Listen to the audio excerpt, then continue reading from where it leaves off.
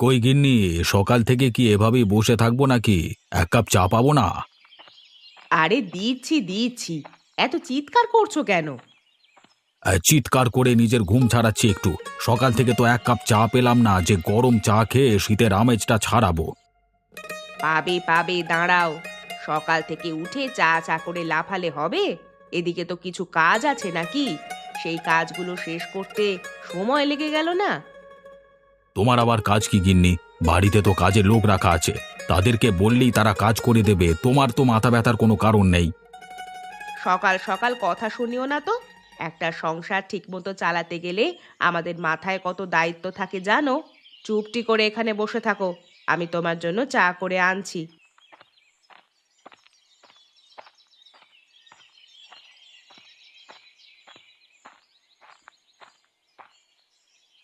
নমস্কার। আপনি কি অবিনাশ বাবু? হ্যাঁ, আমি অবিনাশ।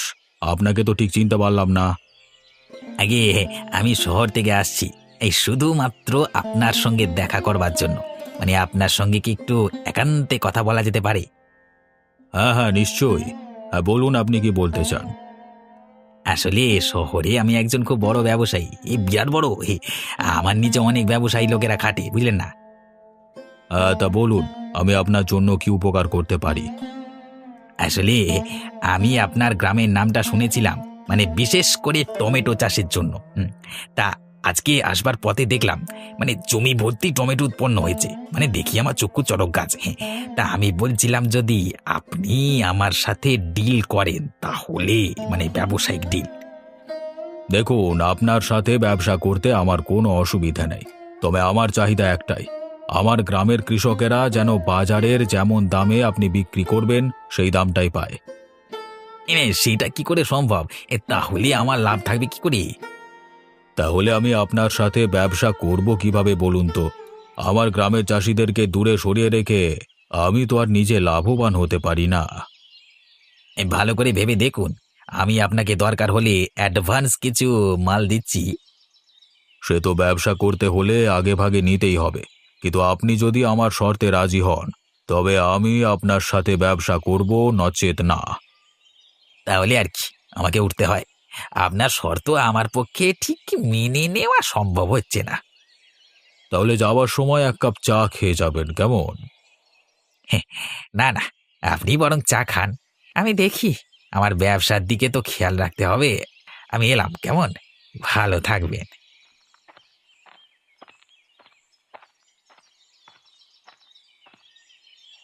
কে গো উনি? শহরের একজন ব্যবসায়ী। সকালবেলাতেই মুরগি বানাতে এসেছিল, ধ্যাতানি খেয়ে চলে গেছে।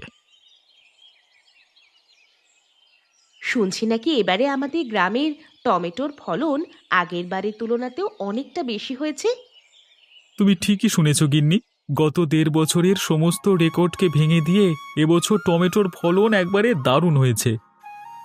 সব টমেটো কি আমাদের গ্রামেই বিক্রি করবে, নাকি অন্য কোথাও নিয়ে যাবে? প্রত্যেক বছর তো আমরা আমাদের অবিনাশবাবুকে টমেটোগুলো বিক্রি করি, ভালো লাভও পাই। তারপর উনি টমেটো কোথায় যাবে না যাবে তার ব্যবস্থা করেন। তা ভালোই করেছো। আর যাই হোক, অবিনাশবাবু কোনোদিন আমাদের ভাগের অংশটুকু নিজের বলে চালিয়ে দেন না। ওই জন্যই তো এতদিন আমরা ভালোভাবে চাষাবাদ করে বাঁচতে পেরেছি। না হলে চাষাবাদ করে অনেক গ্রামে অনেক চাষিরা আধপেটা খেয়ে থাকে, আর তাদের স্বপ্ন পূরণের কথা তো বাদই দিলাম। আচ্ছা, আমরা যদি এবার থেকে কিছু টমেটো নিয়ে অন্য ব্যবসা করতাম, তাহলে কেমন হতো বলো তো? কি ব্যবসা করবে বলো তো? দেখো, টমেটোগুলো সে তো আমাদেরকে বিক্রি করতেই হয়।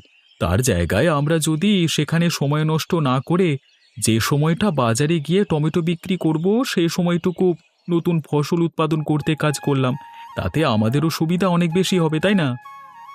না না, আমি সেরকম কথা বলিনি। আমি চাইছিলাম অন্য কিছু একটা করতে। অন্য কিছু বলতে তুমি কি বলতে চাইছো? যাক, কিছু না। তোমাকে এখন ওসব বলে মাথা গোলাবো না। তুমি কাজে যাচ্ছ, যাও। রূপামা কোথায়, এখনো ঘুম থেকে ওঠেনি? ওমা, সে তো কখন ঘুম থেকে উঠেছে। ওকে তো আমি কতগুলো টমেটো দিয়ে পাঠিয়েছি অবিনাশবাবুর কাছে। তুমি তো কালকেই বললে আমাকে, আর আজকেই ভুলে গেছো নাকি? ও আচ্ছা আচ্ছা, ঠিক আছে ঠিক আছে, তাহলে আমি এলাম কেমন।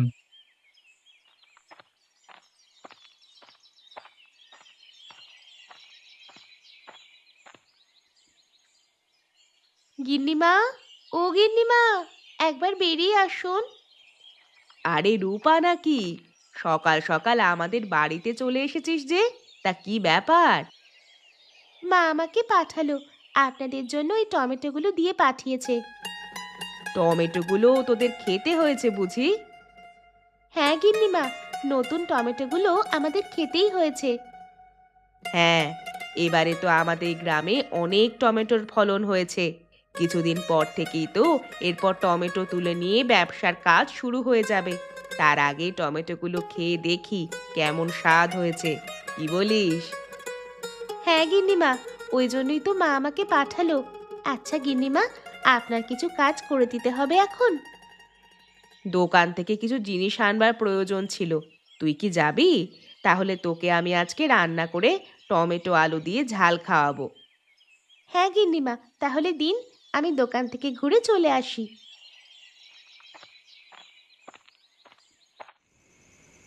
তোমার অবস্থা তো আমি দেখতে পাচ্ছি। তোমাদের অবিনাশ বাবু তোমাদেরকে নিয়ে কিছুই ভাবনা চিন্তা করছেন না। ওনার অবস্থার দিন দিন উন্নতি হলেও তোমাদের অবস্থা তো সেরকমই রয়েছে। আসলে এতে বাবুর কিছু দোষ নেই। আমি কোনো কাজকর্ম করি না তো, তাহলে পয়সা আসবে কোত্থেকে? হ্যাঁ, কাজ পেলে কেনা করে, তোমার ক্ষেত্রেই ধরলাম। এই যে আমি আজকে তোমাদের অবিনাশবাবুকে বললাম যে এখান থেকে টমেটো নিয়ে যাব, তাহলে টমেটোগুলো শহরে নিয়ে যাওয়ার জন্য তো একজন লোকের প্রয়োজন। সেই কাজ না হয় আমি তোমাকে দিতাম, টাকা পেতে, ভালো খেতে পারতে, থাকতে পারতে, কিন্তু তোমাদের অবিনাশবাবু রাজি হলেন না। উনি কি বললেন? আমাকে অনেক কথাই শোনালেন। কথাবার্তা শুনে মনে হলো তার নিজের লাভটা তিনি কোনো মতেই ছাড়তে চান না, অন্তত তোমাদের জন্য তো নয়। সত্যি তাই, আমি তো ক্ষেত খামারে অত কাজ করতে পারি না। তা বলে বাবু আমার উপর চটে গিয়ে কোনো কাজই দেন না, তাই জন্যই তো আমার সংসারের উন্নতি নেই। আমি তোমাকে কাজ দিতে পারি, কাজটা কিন্তু সুষ্ঠুভাবে করতে হবে। আর হ্যাঁ, 5 কান হলে চলবে না। হ্যাঁ বাবু, বলুন কি কাজ করতে হবে, আমি সব কাজ করে দেব। তোমাদের গ্রামে তো অনেক টমেটোর ফলন হয়েছে এবারে, অতএব না চাইতে অতিরিক্ত পেয়ে তোমাদের বাবু বেঁকে বসেছে। আমি তোমাদের একটা জিনিস দিয়ে যাচ্ছি, কালকে রাতের বেলায় গিয়ে একজনকার জমিতে জিনিসটা অল্প অল্প করে ঢেলে দিয়ে চলে আসতে হবে, পারবে? কি জিনিস বাবু? বেশ। বিষ? কিন্তু জমিতে বিষ ঠেলে দিলে যে। জানি জানি জানি, এটাই তো চাই। জমিতে বিষ ঢেলে দিলে অর্ধেক টমেটো নষ্ট হয়ে যাবে, তখন টমেটোর দাম অনেক বেড়ে যাবে, গ্রামের মানুষ কিনতে পারবে না, তখন শহরের দিকে টান পড়বে। তারপর আমাকে প্রয়োজন হবে, তখন আমি তোমাকে কাজ দেব, ঠিক আছে? কিন্তু এতে চাষিদের অনেক ক্ষতি হয়ে যাবে, আপনি সেই দিকটা দেখছেন না। সে তো একটু হবেই, কিন্তু তুমি চিন্তা করো না, এই কাজের জন্য আমি তোমাকে 10,000 টাকা দেব। 10,000 টাকা? হ্যাঁ, 10,000 টাকা। এবার বলো তুমি রাজি কিনা। ঠিক আছে বাবু, আমি তবে এই কাজটা করব, কিন্তু যদি ধরা পড়ে যায় তাহলে? তার জন্য আমি আছি, তুমি কোনো চিন্তা করো না। এই রে, এই লোকটা আবার কোথা থেকে এসে আমাদের গ্রামের মধ্যে বিষ ঢালতে চাইছে? না না, আমাকে অবিনাশবাবুর সাথে দেখা করে সমস্ত ঘটনা খুলে বলতে হবে, যাতে আগে থেকে তিনি ব্যবস্থা গ্রহণ করতে পারেন, না হলে হবে না।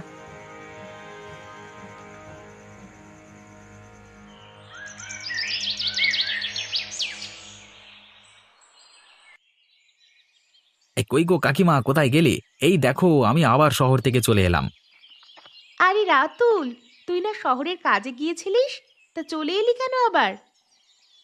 ঠিক পোষাচ্ছে না কাকিমা, পরের দোকানে কাজ করে ঠিক শান্তি পাচ্ছি না। কেন? তুই তো সোনার উপর কাজে গিয়েছিলিস, এখন তো সোনার ভালোই দাম, কাজকর্ম করলে ভালো টাকা রোজগার তো করতে পারতিস, তাহলে চলে এলি কেন? কাজ করাটা মূল ব্যাপার নয় কাকিমা, সারা দিন রাত খাটাখাটনি করতে আমি রাজি ছিলাম, কিন্তু মাসে শেষে মাইনেটা দেবার বেলায় নানা রকম ছুতো দেখিয়ে শুধু টাকা কম দিত। এভাবে আর কতদিন সহ্য করা যায় বলো তো? হ্যাঁ, সেটা একটা ব্যাপার। তোর কাকা যখন শহরে কাজ করতো, তোর কাকার সাথেও ঠিক এমন জিনিসটাই করতো। তার জন্য তো তোর কাকাও চলে এসেছিল গ্রামে, এসে তো এখানে কাজকর্ম শুরু করলো। আমিও সেটাই করব, কিন্তু তার আগে আমার একটু প্রস্তুতি দরকার। তা কাকিমা, একটা কথা বলবো, রাখবে? হ্যাঁ বল না, কি বলবি? হ্যাঁ কাকিমা, তোমার হাতে রান্না করা বিরিয়ানি অনেকদিন খাওয়া হয়নি। আমাকে একদিন বিরিয়ানি খাওয়াবে? ঠিক আছে, আমিও কদিন ধরে ভাবছিলাম বিরিয়ানি রান্না করব। কিন্তু এটা একটা নতুন ধরনের বিরিয়ানি হবে। খেয়ে বলবি কেমন হয়েছে। নতুন ধরনের বিরিয়ানি মানে? কেমন বিরিয়ানি গো? সেটা আমি এখন বলবো না, আগে তৈরি করে তোদেরকে খাওয়াই, তারপর বলবো। ঠিক আছে ঠিক আছে, আমি তোমার নতুন বিরিয়ানি খাওয়ার জন্য অপেক্ষা করব। বেশি অপেক্ষা যেন করতে না হয় কাকিমা। হয়তো তোমার বিরিয়ানি খাবার পরে আমার মাথা খুলবে যে আমি কি কাজ করব, তাই না? বেশ, তোকে আজকে আর বেশিক্ষণ অপেক্ষা করাবো না। আজকে রাতেই বরং তোকে বিরিয়ানি করে খাওয়াবো। তাহলে তো খুব ভালো হয়। তাহলে কাকিমা, আমি চললাম, কেমন? রাত্রিবেলায় একেবারে আসবো। কি বলছো কি নীলিমা? ওই লোক তাহলে তোমাদের বাড়ি গেছিল? কার্তিককে এসব প্রলোভন দেখিয়েছে? তাহলে আর বলছে কি বাবু, আমি নিজের কানে শুনেছি। আমার স্বামী প্রথমে রাজি হতে চায়নি, কিন্তু তাকে প্রচুর টাকার প্রলোভন দেখিয়ে রাজি করানো হয়। ওরা আজকে রাতেই কিছু একটা করতে পারে। আপনি কিছু একটা ব্যবস্থা করুন। তুমি তো আমাকে খুব চিন্তায় ফেলে দিলে। এখন কি ব্যবস্থা করা যায় বলো দেখি। কি হলো? চিন্তা আবার কিসের? ব্যাপার কি? আর বলো না গিন্নি, সেই যে লোক দিনের বেলা এসেছিল, সে নাকি নীলিমাদের ঘরে গিয়ে কার্তিককে উল্টো পাল্টা কাজ করবার জন্য অনেক টাকার প্রলোভন দেখিয়েছে। তার মানে কিসের প্রলোভন? আমাকে একটু খুলে বলো তো। আমাদের গ্রামের সমস্ত টমেটোর ক্ষেতগুলোতে তো প্রচুর পরিমাণে টমেটো হয়েছে, তা ওকে দিয়ে নাকি বিষ মেশানোর পরিকল্পনা করেছে সেই লোক, যাতে আমাদের টমেটোগুলো সব নষ্ট হয়ে যায়। কেন? উনি এরকম পরিকল্পনা করেছেন কেন? এর আগে তো আমাদের ক্ষতি করবার জন্য কেউ এত উঠে পড়ে লাগেনি। বুঝতে পারছো না গিন্নি? এত টমেটো বাজারে গেলে টমেটোর দাম কমে যাবে, ওদের লাভটা কমে গেলে চলবে কি করে বলো তো?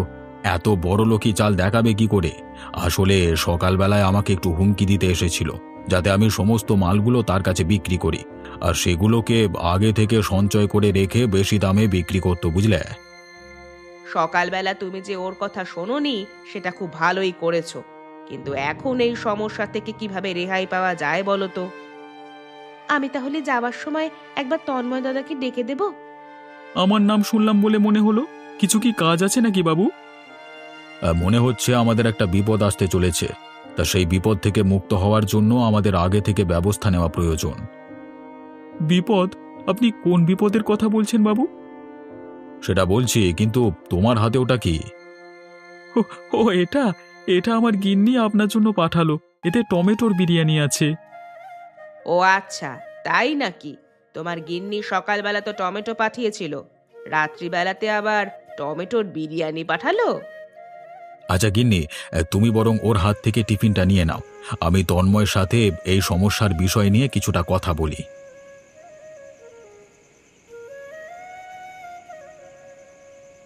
হুম হুম, আহা, কত সুন্দর হয়েছে! সত্যি কাকিমা, এই টমেটোর বিরিয়ানি যে এত সুন্দর হয়, আর তুমি যে এত সুন্দরভাবে রান্না করো, সেটা আমি বুঝতে পারিনি। দারুণ হয়েছে, দারুণ, এক কথায় লাজবাব। হ্যাঁ মা, সত্যি খুব সুন্দর হয়েছে এই টমেটোর বিরিয়ানি। গ্রামের লোকেরা একবার পেলে না চেটে পুটে খাবে। তা না হয় হলো, কিন্তু তোর বাবা সেই কখন গেছে, এখনো পর্যন্ত এলো না কেন বল দেখি? এত দেরি করছে কেন? এদিকে তো বিরিয়ানি ঠান্ডা হয়ে যাচ্ছে। বারবার করে বললাম দিয়েই চলে আসবে। এই যে, তোমাকে যে বললাম তাড়াতাড়ি আসবে, তা এত দেরি করলে কেন? আর বলো না গিন্নি, এদিকে একটা গেরো হয়ে গেছে, ওই জন্যই তো আসতে একটু দেরি হয়ে গেল। আবার কি হলো? বাবুর কি শরীর খারাপ হলো নাকি? আরে না না, শরীর খারাপ নয়। আমাদের চাষে টমেটোর উপর খারাপ লোকের চোখ পড়েছে। তারা চাইছে আজকে রাতের মধ্যেই আমাদের টমেটো ক্ষেতকে নষ্ট করে দিতে। সেই বিষয়ে বাবুর সাথে একটু আলোচনা হচ্ছিল। বলো কি গো, কার আবার নজর পড়লো? সেসব তোমাকে আমি কালকে সকালে বলবো, আজকে আর কথা বলবার সময় নেই। রাতুল, তোর খাওয়া হয়ে গেছে বাপ? হ্যাঁ, প্রায় হয়ে এসেছে। কেন বলো তো কাকা, কিছু কাজ আছে নাকি? আমার সঙ্গে আজকে রাত্রে একটু পাহারা দিয়ে দিলে তোর কি কোনো অসুবিধা হবে? কোনো অসুবিধে নেই কাকা, আমি যাব তোমার সাথে। তোমার খেতে টমেটো নষ্ট করলে আমি যে এরকম সুন্দর টমেটোর বিরিয়ানি খেতে পারবো না। আচ্ছা ঠিক আছে, তাহলে চল আমার সাথে।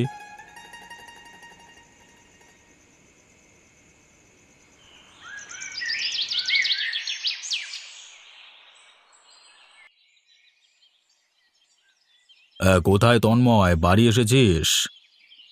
আরে বাবু, আপনি? গিন্নিমা, আপনিও এসেছেন? আসুন আসুন, কতদিন বাদে আপনি আমাদের বাড়িতে এলেন।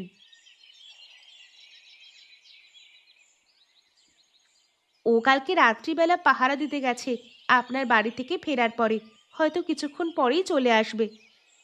সেই সব তো ঠিক আছে, কিন্তু কালকে টমেটোর বিরিয়ানিটা কে রান্না করেছিল বলো তো? আমি রান্না করেছিলাম। কেন গিন্নিমা, আপনার কি ভালো লাগেনি? ভালো লাগেনি কি বলছো? আমার তো দারুণ পছন্দ হয়েছে, একেবারে হাত চেটে পুটে খেয়েছি। তোমার দাদাবাবু একটা কথা বলছিলেন, কি গো, বলো না, চুপ করে আছো কেন? আসলে তোমাকে এই কথাটা বলতে এখানে এলাম। বলতে পারো এটা আমার অনুরোধ। হ্যাঁ বাবু, বলুন আমাকে কি করতে হবে। আপনি যা বলবেন আমি তাই করব। বলছিলাম যে তুমি যে এত সুন্দর বিরিয়ানি বানাও, মানে টমেটোর বিরিয়ানি বানাও, সেটা এই গ্রামের লোকসহ আশেপাশের গ্রামের লোকেরা পেলে একেবারে হাত চেটে পুটে খাবে। কিন্তু গ্রামের লোকেদের খাওয়ানোর মতো সামর্থ্য যে আমার নেই বাবু। আরে না না, আমি সেটা বলছি না। আমি চাইছিলাম যে তুমি আমাদের গ্রামে একটা বিরিয়ানির হোটেল খোলো, সমস্ত ব্যবস্থা আমি করে দেব, কোনো চিন্তা নেই।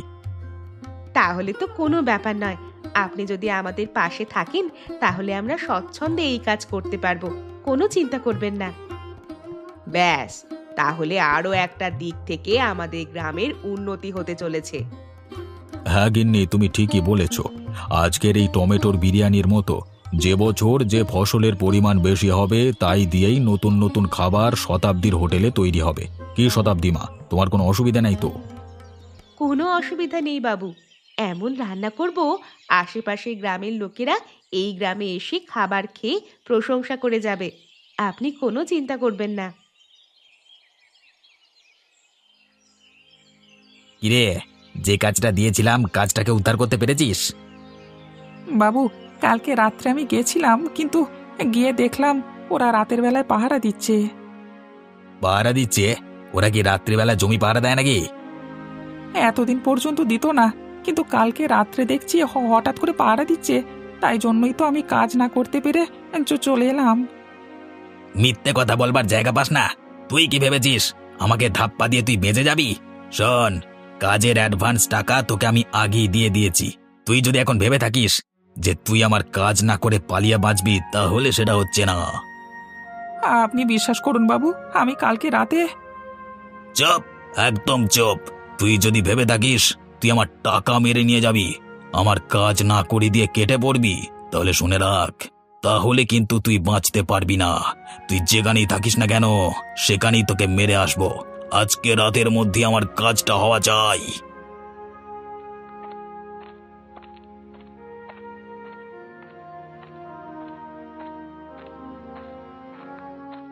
হলো তো, খারাপ সঙ্গে থেকে খারাপ লোকেদের সাথে কাজকর্ম করবার ফল তুমি পেলে তো। কি গিন্নি, তুমি এসব কি করে জানলে? কালকে রাত্রে আমি সব শুনেছি। ওই লোকটা ভালো নয়, ও যে আমাদের গ্রামের ক্ষতি করবার চেষ্টা করছে, তুমি সেটা কি বুঝতে পারছো না? সেটা বুঝতে পারছি, কিন্তু আমার ভয় হচ্ছে ওর কাজ যদি করতে না পারি। ওই কাজ তুমি কোনোদিনই করতে পারবে না। যে টাকা নিয়েছো সেই টাকা ওকে ফেরত দিয়ে দেবে। হ্যাঁ গিন্নি, তাই দেব। আসলে আমার সংসারের এই হাল দেখে আমি অতগুলো টাকার প্রলোভন সামলাতে পারিনি, তাই জন্য ওকে হ্যাঁ বলে ফেলেছি। ভাগ্যিস আমি যদি কালকে রাতে অবিনাশবাবুকে খবর না দিতাম, তাহলে তুমি যে অঘটনটা ঘটাতে, তার জন্য তুমি নিজেকে কোনো দিন ক্ষমা করতে পারতে না। ও, তার মানে তুমি ওদেরকে খবর দিয়েছিলে, তাই জন্য ওরা পাহারার ব্যবস্থা করেছিল? হ্যাঁ, আমি ওদেরকে খবর দিয়েছিলাম। এখন বলো, ঠিক করেছি না ভুল করেছি? না গিন্নি, তুমি ঠিক করেছো। কালকেই আমি অবিনাশবাবুর কাছে গিয়ে ক্ষমা চেয়ে আসবো এবং সব সত্যিটা বলে আসবো। তুমি যে নিজের ভুল স্বীকার করবার সৎ সাহস দেখাচ্ছ, তাতেই আমি খুব খুশি। আরে খেয়ে যান একদম গরম গরম টমেটোর বিরিয়ানি খেয়ে যান একদম নতুন স্বাদের বিরিয়ানি একদম কম দামে পেয়ে যাচ্ছেন আমাদের গ্রামের নতুন বিরিয়ানির দোকানে আসুন আসুন। আরে দাদা, করেছো কি? আমাদের গ্রামে এই একটা জিনিসের অভাব ছিল, সেই অভাবটা তুমি পূরণ করে দিলে। কই দাও দেখি, আমাকে বিরিয়ানি দাও।